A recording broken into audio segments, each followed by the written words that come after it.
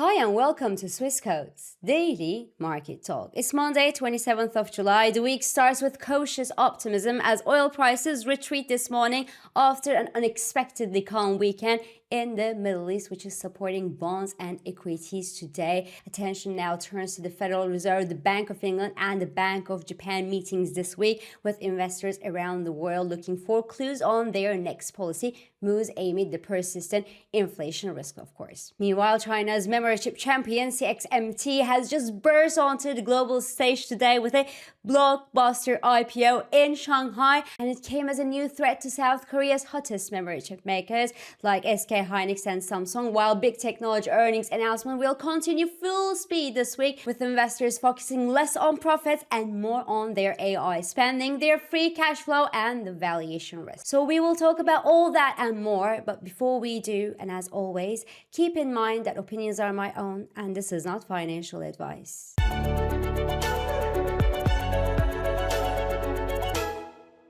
This show is brought to you by Swissquote. So the new week starts with a surprise development in the Middle East, or the lack thereof, because the US just stopped its attacks on Iran since Friday without saying why, and Iran said it won't retaliate further either. So US crude kicked off the new week with a more than 8% retreat, yet has erased a small part of this pullback given that the traffic across the Strait of Hormuz remains near a standstill still, and Yemeni Houthis reportedly targeted Saudi Aramco's facilities. So the geopolitical situation remains very much unknown, and risks are tilted to the upside for oil prices, but the calmer weekend and the pullback across energy prices this Monday do support bond appetite in the early hours of the trading week. In this context, the Japanese 10-year yield, for example, returns below the 2.80% level, while the US 2-year yield, that best reflects the Federal Reserve rate expectations, is down 5 basis points in Asia. Now, it's going to be a busy week for central banks. The Fed will meet this week and is expected to maintain its rates unchanged.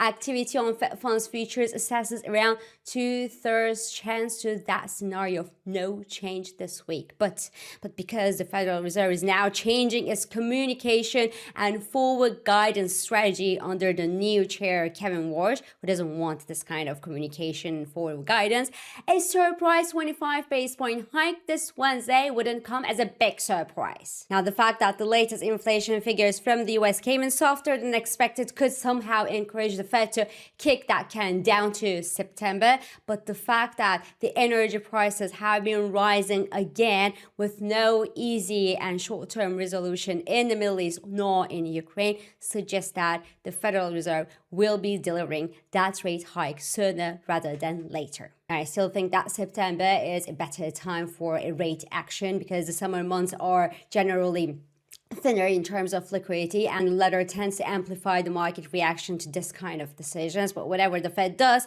the accompanying statement this week will likely remain cautious and cautiously hawkish, hint at the possibility of many scenarios probably, which will depend on the macroeconomic and geopolitical developments and the economic data. That means that we will just keep watching oil prices. Then two other central banks will decide this week, the Bank of England and the Bank of Japan. Both are expected to keep their interest rates unchanged this week as well, but both will likely keep a hawkish bias as well in the face of mounting inflationary pressures with the rising energy prices. The Bank of Japan especially should make sure that its decision to stand still this week wouldn't further hammer the Japanese yen that is trading well past the previous pain threshold of the Japanese authorities right now, say above the 160 level against the US dollar. Last week, the pair even tested the 164 level to the upside as the US dollar gained broadly on the re-escalation of the Middle East tensions and rising oil prices. Now, Japanese know that throwing money at the problem isn't a help, so it will be up to the Bank of Japan to fix the mismatch between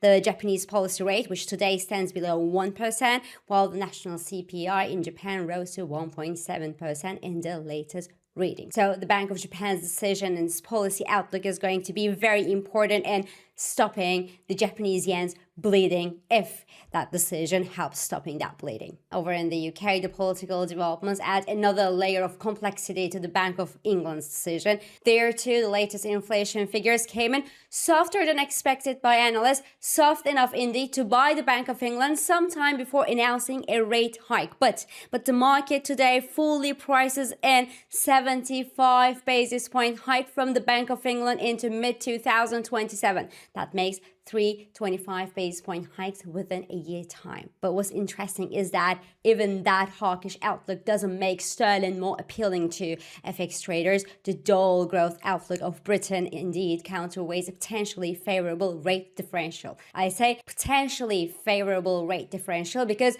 other major central banks, including the Fed and the European Central Bank, are also expected to adopt a hawkish monetary policy stance and even rate hikes in the coming months to fight inflation in their home countries, or at least make sure that the inflation doesn't get worse. And based on growth prospects, the Fed's got the strongest hand for tightening its policy, and the latter should continue to support the US dollar against both euro, sterling, and maybe also the Japanese yen as well. Now, on the equity front, investors are reacting quite positively to the pullback that we see in oil prices this Monday morning. US and European futures are pointing at a positive start to the new week, while the Japanese Nikkei ekes a small 0.72% gain at the time I'm talking here this morning. But look at the Korean Kospi Index, which is trading quite flat today, pressured lower by a big IPO in Shanghai. That is a Chinese memory chip maker called CXMT, so Chongqing Memory Technologies,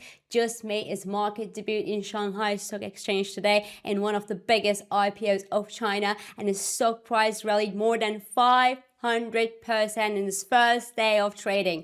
More than 500%, guys. I might have never heard of this company before. I personally never heard it either, but it has quietly become China's national memory champion and the world's fourth largest DRAM maker. This company was founded less than a decade ago, but it has been growing at breathtaking Chinese scale speed, benefiting from booming AI demand, but also Beijing's push for semiconductor self-sufficiency for China. So this company now controls around 8 to 10% of the global DRAM market, and some analysts out there see that percentage rising toward the high teens by 2028, and is now aggressively expanding production to take on Samsung, SK Hynix, and Micron, three of the hottest stocks of the past year. That's because CXMT's rapid expansion could eventually add pricing pressure on these companies, which have been raising their memory chip prices like there is no tomorrow. Remember, in some cases, we are talking about high triple-digit percentage price increases over the past months and years. And well, beyond the pricing story, the CXMT is just another reminder that China is quietly, or less quietly, building its own AI supply chain from chips to models, reducing its dependence on Western technology while also becoming an increasingly serious competitor for the incumbents. Could the latter help Hang Seng amass more capital flows?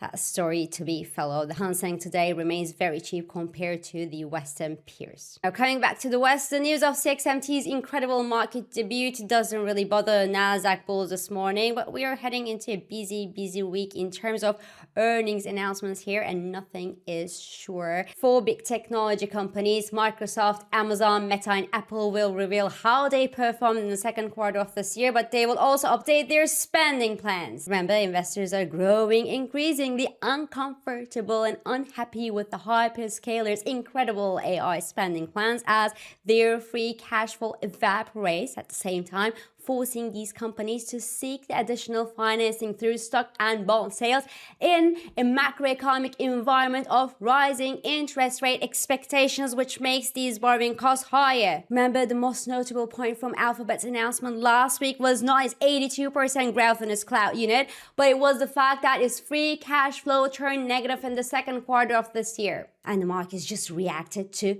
that reality. So the real market mover in these big technology earnings this week will be be 1, how much the companies expect to spend in the coming quarters, 2, how much money they are left with in their hands amid this heavy AI investment, and 3, how bad the investors will react to the news. Note that higher spending could eventually give some more fuel to the AI supply chain companies for a while, but will likely increase pressure on big technology valuations as these companies go from an important structural change today. They used to be capital-light businesses with ample free cash flow in hand. Today, they're turning into increasingly leveraged capital-heavy behemoths. And that makes a difference for their valuations by adding leverage to their balance sheets and making them much more vulnerable to interest rate changes that they have been in the past. So we'll be watching all that this week, but this is all for this Monday. I'm İpek Özkardeşkaya, and thank you for joining me, and thank you for all your beautiful and supportive comments.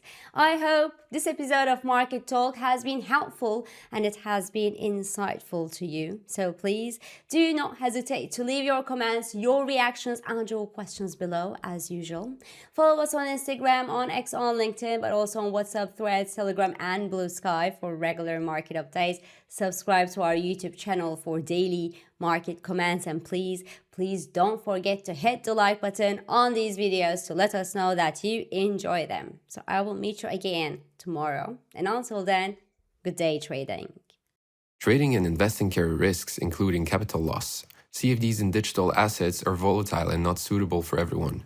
Swissquote assumes no responsibility for accuracy or losses from its use. Products and services are offered only where legally permitted.